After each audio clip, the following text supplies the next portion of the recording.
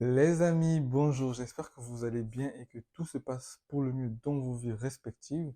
Aujourd'hui donc on se retrouve pour une petite vidéo, bon je l'espère, hein, une courte vidéo, parce que lorsque j'ai fait la procédure, enfin j'ai expliqué comment candidater en Master 1 et Master 2 à l'Université Paris-Saclay via la plateforme Inception, il y a beaucoup de gens qui m'ont dit mais pourquoi que les masters, pourquoi pas les licences, comment on fait pour poursuivre les licences? Alors, je tiens juste à préciser que si j'ai pas parlé vraiment des licences, c'est parce que pour candidater aux licences, honnêtement, je trouve ça un peu chiant dans le sens où les périodes de candidature sont souvent bizarres en tout cas. Mais quoi qu'il en soit, on va voir ça ensemble. Aujourd'hui, donc, vous avez compris, on se retrouve pour que je vous explique comment candidater sur, enfin pour les licences, donc licence 2, licence 3 à l'université Paris-Saclay.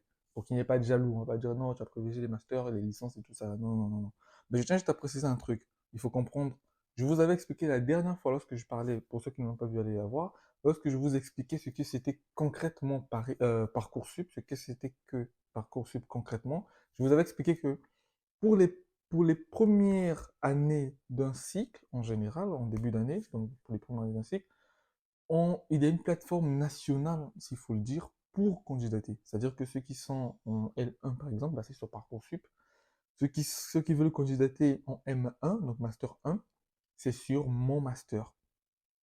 Maintenant, Paris-Saclay, évidemment, Inception, il faut comprendre que c'est vraiment que pour les étudiants étrangers.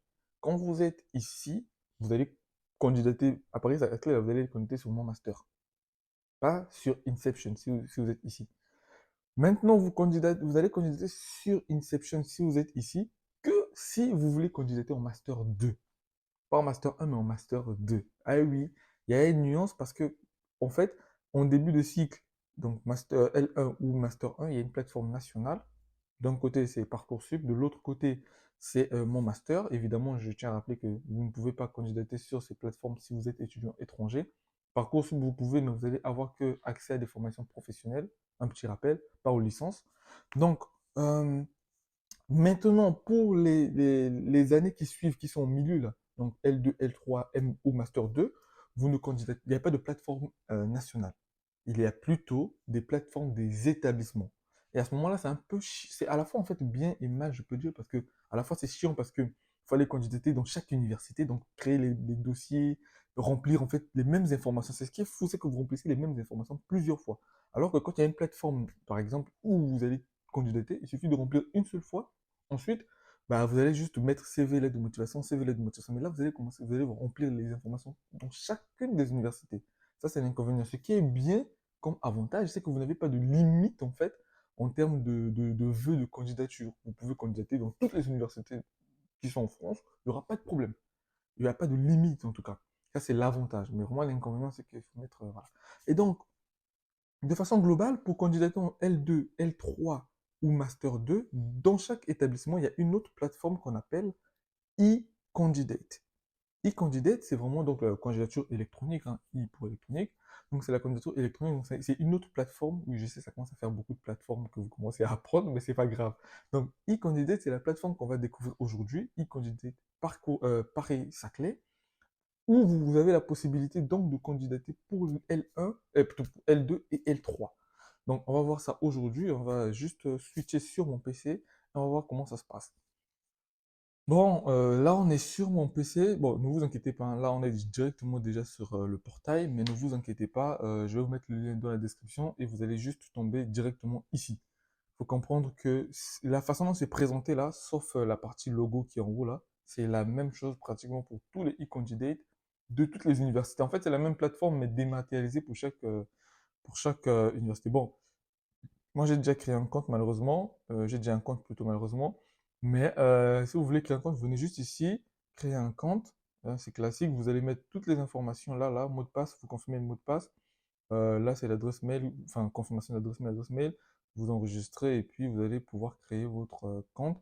Ensuite, ils vont vous envoyer un mail par lequel vous allez devoir y garder évidemment le nom d'utilisateur. Donc, ils vont vous donner un nom d'utilisateur que vous allez devoir garder. Par exemple, moi, hop, mon nom d'utilisateur, c'est 6ZETLNSL. Voilà. Donc, c'est ce nom d'utilisateur que vous allez garder. Donc, je vais me connecter. Donc, quand je me connecte, bah, je me retrouve ici. ça m'emmène ici. Donc, ici à gauche, évidemment, donc en gros, il y a non. Là, c'est accueil, assistance, offre de formation, déconnexion. Ensuite, vous allez devoir venir jusqu'au bout ici pour candidater. Mais vous ne pouvez pas directement venir pour candidater, ça ne marchera pas. Bon, là, ça va marcher évidemment parce que moi j'ai tout le machin. Mais sinon, ce qu'il faut faire, c'est venir ici et remplir en fait toutes les informations, pas à pas, pas à pas, pas à pas, jusqu'à arriver à la candidature. Moi, ça marche parce que j'ai déjà rempli tout ça au préalable quand je préparais la vidéo. Hein, j'ai mis des trucs rapides, rapides, rapides, vous avez pu le voir. Mais vous allez devoir remplir tout ça. Informations personnelles, adresse, baccalauréat, vous allez devoir mettre des informations sur votre baccalauréat. Cursus interne. Alors ça, c'est très important. Cursus interne, vous ne mettez rien parce que vous n'avez pas fait de cursus ici à l'Université Paris-Saclay. En tout cas, pas encore. Donc, vous n'avez pas de cursus interne. De toute façon, si vous en aviez, ça allait directement apparaître. Ensuite, cursus externe. Donc ici, vous allez devoir à chaque fois, vous allez cliquer sur nouveau cursus et vous allez remplir à chaque fois les informations. À chaque fois les informations. Et vous cliquez évidemment sur enregistrer, hein. Bien évidemment, ensuite vous passez par, vous cliquez la suivante pour passer à l'étape qui suit, donc stage. Vous allez, si vous avez fait des stages, donc vous marquez nouveau stage, vous allez remplir, évidemment. Ensuite, ici, expérience professionnelle, si vous en avez fait, bon, vous marquez et vous décrivez plutôt. Et après, à la fin, vous allez arriver à la partie candidature. Pour ceux qui vont penser qu'ils sont malins, trop malins même là, au point où ils vont arriver, ils vont rentrer, ils vont directement vouloir passer à la candidature sans remplir au préalable certaines des cases ici, ça ne va pas marcher. Et après, ne venez pas me demander en commentaire, mais j'ai tenté d'essayer de candidater, mais ça ne marche pas. Normal, tu n'as pas tout rempli. Voilà. Donc, on arrive ici, une nouvelle candidature. Hop. Et ici, vous allez voir que vous avez la possibilité donc de candidater école polytechnique, enfin polytech plutôt, machin, machin, machin, machin. Vous avez ça. Bon, nous on veut par exemple candidater en sciences. Donc, UFR sciences. Diplôme, alors là c'est très important. Licence, licence double diplôme, donc LMD, licence LMD ou diplôme d'université, machin. Si vous voulez connaître une licence là, c'est licence LMD qu'il faut prendre. C'est-à-dire que licence, master, doctorat, parce que c'est aussi qu'on fait en général LMD. Sinon pas, ici c'est pour les doubles diplômes. Donc double diplôme, c'est par exemple, je sais pas moi, un diplôme physique, chimie, ou enfin voilà, bref. Là, donc, vous avez la possibilité de candidater. Voici les licences, licence 1, licence 2, licence machin. Donc là, par exemple, licence 2 physique et tout et tout. Vous avez la possibilité de candidater. Tac, tac, tac, tac, tac. Voilà, c'est tout. Après, vous avez aussi la possibilité de candidater une licence professionnelle. Bref. Alors, on vient maintenant à ce qui me dérange, en tout cas, c'est à ce niveau-là. Date de candidature. Lorsque vous arrivez à la date de candidature, vous voyez que fallait candidater en fait depuis l'année dernière. Mais en novembre, hein. C'est-à-dire qu'il faut candidater très très tôt. Il y a même des formations qu'il faut candidater hyper tôt, depuis mai, juin de l'année dernière.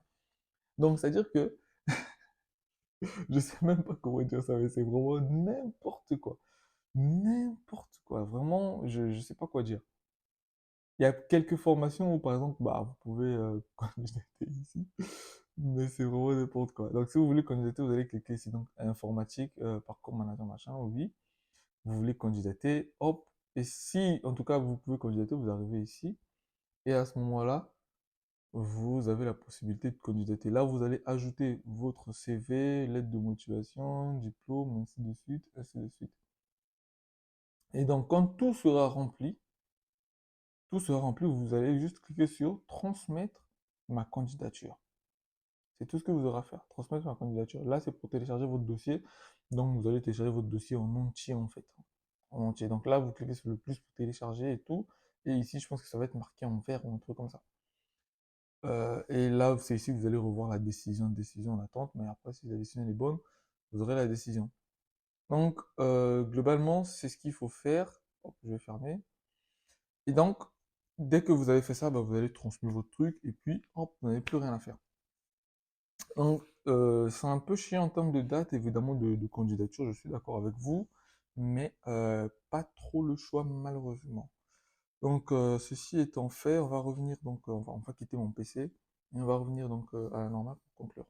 Bref, les amis, je sais que ça a été une vidéo à peu près un peu plutôt expéditive, mais j'espère qu'elle vous aura plu et que vous aurez compris de toutes les façons. Il y a les commentaires.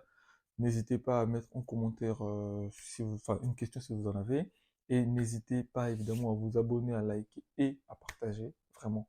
Je tiens à rappeler qu'il y a le groupe WhatsApp, donc il y a le lien qui sera dans la description, dans la biographie, mais aussi, non pas la biographie, dans la description et en commentaire, mais aussi chaque jour je mets donc un QR code hein, je mets une sorte de statut, donc QR code pour tous ceux qui aimeraient accéder au groupe. Donc, ceci étant dit, je vous dis à bientôt. Ciao, ciao.